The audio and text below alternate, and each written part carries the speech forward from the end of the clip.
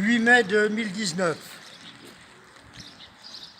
Commémoration de la victoire du 8 mai 1945.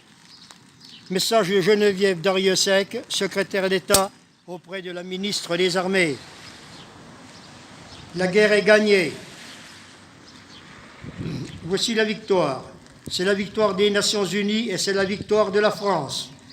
La voix solennelle qui porte ce message dans l'après-midi du 8 mai 1945 est celle qui, depuis le 18 juin 1940, incarne la France dans la guerre.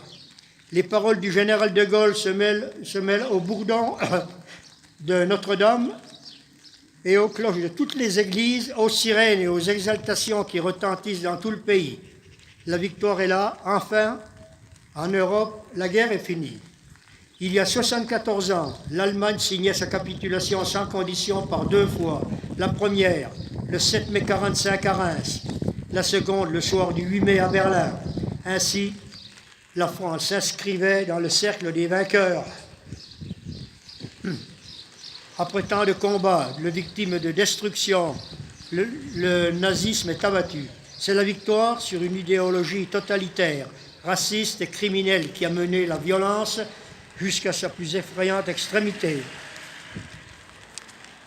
La France exprime sa reconnaissance à toutes ses filles et à tous ses fils qui ont combattu pour la patrie, les combattants de 1940, les Français libres, tous ceux qui ont répondu à l'appel de la résistance, les armées de Leclerc et de Delattre. La France se souvient des déportés qui ont souffert de la barbarie et des victimes des camps de la mort.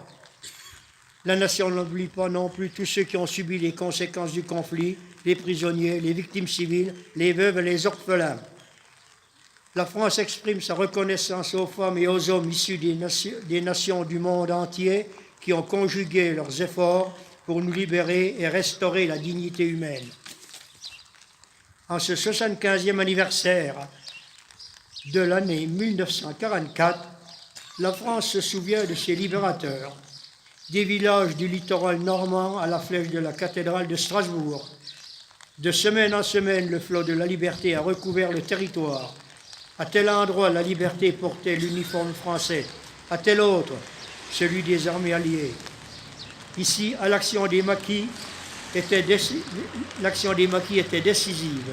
Là, l'action commune des soldats et des résistants emportait la décision.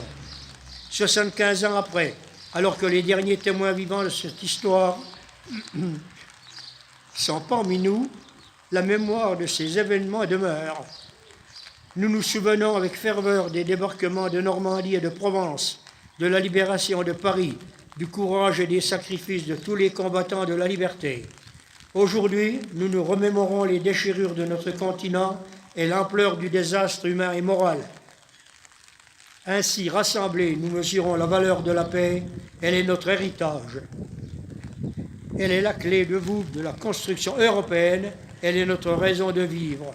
Préservons-la. C'était le message.